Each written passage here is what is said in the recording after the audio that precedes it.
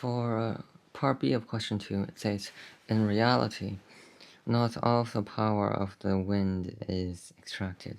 The wind speed is slower behind the turbine, and the wind can be imagined dispersed over a large area, as shown in Figure 2, where A shows the area swept by the turbine. And this question will attempt a more realistic model of the energy transfer in the wind turbine, assume the density of the air remains constant. So that will be just rho. And let's see, so first part of the question wants us to write down the expression for the rate of flow of air mass in region 1. So that will be part B, part 1. So for this part, for region 1, that will be have A1 and V1 for its area and velocity respectively. And so we want to know the rate of flow of air mass. The rate of flow of air mass, I'm going to say like MR, let's say region 1. So region 1. In this case, it's simply just equal to difference in mass over difference in time. Now, in this case, what we know is the area and the velocity, so we can say AV just the rate of flow of volume, the rate of flow of volume, and then we know that the density is equal to mass over volume, so we can simply just time the rate of flow of volume by the density of air to get the rate of flow of mass. So in this case, the area and the velocity is A1 V1, so that's simply just rho A1 V1. And that would be the answer to the question. And then let's see part 2. Part 2 wants us to write down the expression for the rate of flow of air mass in region 2. So that is simply just the same thing. I'm going to say MR is equal to rho, and then just a slight change in variables. In this case, the area and velocity is just A and V. So then, the next part 3, I assume is going to want to calculate the expression for region 3. Yeah. So, in this case, that will be MR. The subscript for its variable is 2, so I'm going to say MR2 is equal to rho A2 V2. And that will be answer to this part of the question. Now let's move on to part 4. So part 4 asks, by considering the air before entry and after entry to the turbine, determine the power output of the turbine in terms of rho A V V1 V2. Okay, so considering the air entry before entry and after entry, so that will be in region 1 and region 3. We have to compare the quantities between these two states. So first of all, power. Power is equal to energy over time, so let's say delta E over delta T. Now in this case, the delta E will be simply the change in kinetic energy of the air particles in region 1 and region 3. So let's see, that will be a half mv squared, so that's V2. I'm going to say E2 minus E1, so okay, 1 squared over difference in T. And for the mass, this links back to the expression we've done for part 1, 2, and 3. So this is simply just, we can express this as m over delta T. And then what's left inside will be a half and V2 squared minus a half V1 squared. And for m over delta T, we say we need to express it in terms of rho A and V. So if you look at the 3 expressions we've done before, the only one that actually uses rho and V is just the expression in part 2, so that's simply just rho AV. And we can also factor out the half, so we have half rho AV and then in brackets v2 squared minus v1 squared. And that would be the answer to this part of the question. Now let's see part 5. So part 5 asks, if we now assume v is equal to the mean of v1 and v2, write down the expression for the power output of the turbine in terms of rho a v1 and v2. So simply just remove the variable v. And we're given that v is equal to the average of v1 and v2, so v is equal to v1 plus v2 over 2. And then we can simply just put this into the expression. Now that will be power will be equal to a half, I'm going to say a half times a half is just 1 over 4 rho a, and then we have v1 plus v2 times v2 squared minus v1 squared. And this will be answer to this part of the question. Yeah, I don't think we need to further simplify this. Okay, so part 6. So part 6 says determine the maximum power output of the turbine in terms of that's determine the value of v1 over v2, which gives a maximum in the output of the turbine. So determine the value of v1 over v2. So we want simply the value that gives the maximum power. And one way, I suppose, is to utilize the expression that we just calculated. P is equal to a half rho a, etc., etc. Well, to calculate the value of v1 over v2 for the maximum power, I suppose we have to use differentiation to calculate the maximum point. Yeah, so let's say dp over dt.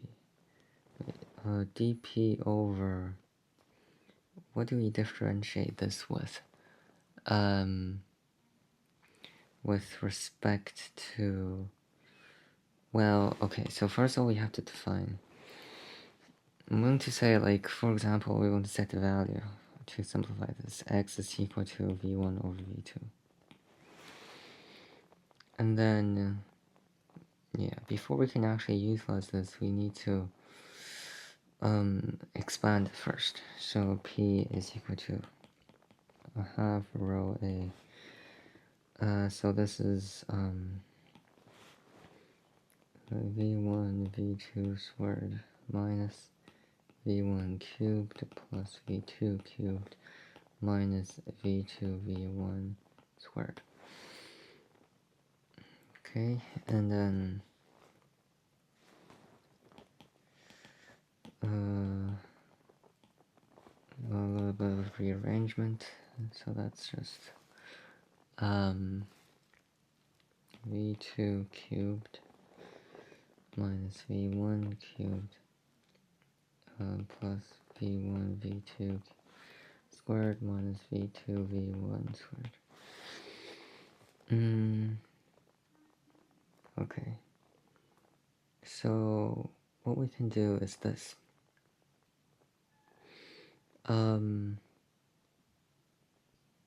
My idea is that we can factor out one of these. So P is equal to a half rho A, because we want to substitute in the X, which is v1 over v2.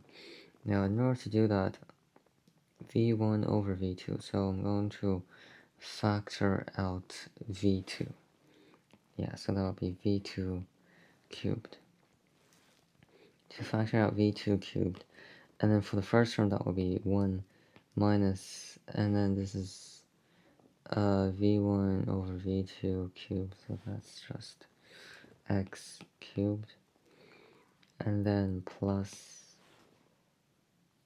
v1 v2 squared, so divided by, so that's just x, simply just x, then minus, cancel out v1, cancel out v2, so that's just x squared.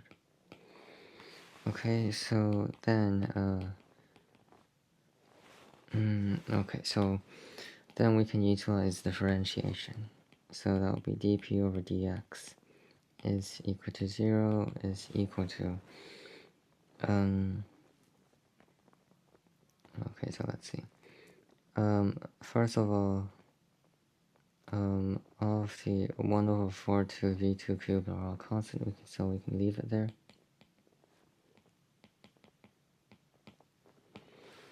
And one inside will be minus 3x cubed plus 1 minus 2x.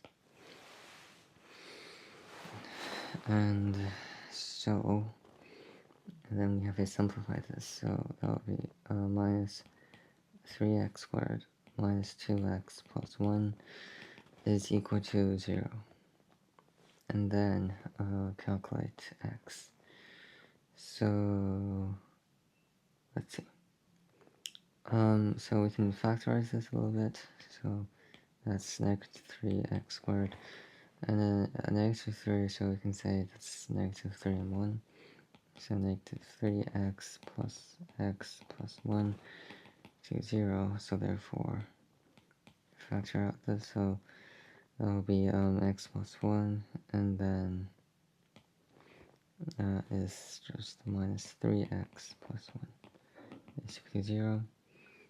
So therefore, x must be a positive value, so that's the minus 3x plus 1, and in that case, x is equal to 1 over 3. So that is just equal to v1 over v2. And that will be the answer to this part of the question. Now let's see the next part. Next part says, determine the maximum power output of turbine in terms of rho, A, and the prevailing wind speed v1. Okay, so we just calculated the maximum value. Well, the value of v1 over v2 for power to be maximum. So I suppose we can just substitute this in. So over here, part 7 of the question. If we substitute this in, what we will get is just this. Okay, so P is equal to 1 over 4, 1 over 4 rho A v2 cubed. And then inside we have 1 minus, that's half, so therefore 1 over 27 plus this is 1 over 3 minus 1 over 9. And then it says in terms of rho A and V1, right? Prevailing speed, yeah. Okay, so for V2, okay, so basically what we know is that V1 over V2 is equal to 1 over 3. So we can say V2 is equal to 3V1. And so over here, 1 over 4 rho A, 3 cubed to 27, 27 V1 cubed. Inside, we can take the measure as 27, so first of all that will be 26 over 27 over here, and then this is plus, let's see, that's 9 over 27 minus 3 over 27, that's 6 over 27. And P is equal to, so we can simply cancel out the 27, and then what's left will be 32 times 1 over 4, so that'll be 8. 8 rho A V1 squared. And this is P max. And this will be the answer to this part of the question. Now the last part says, the newest offshore turbines in the North Sea have a blade length of 107 meters, and the average wind speed is 10 meters per second. Calculate maximum possible power output from this turbine. Okay, so this is literally just substituted in the values. So P max is just equal to 8, and then the density of air. Did the question give the density of air? density of the air. No, let's see over here whether it gives it. No. Okay, so I'm going to use like the common value. That's just, I think it's 1.23, around 1.23 kilogram per cubic meters. So, and then you have to time it by the area, which is pi r squared. Now the radius is given us 107 meters, so that would be 107 squared, and then times v1 squared. The prevailing velocity is given as 10, so 10 cubed, and this will be equal to, so 8 times 1.23 times pi, and then times 107 squared times 10 cubed, and that is equal to, I'm going to say 3.54 times 10 to the, this is 10 to the 8th watts. And this will be the answer to the last part of the question.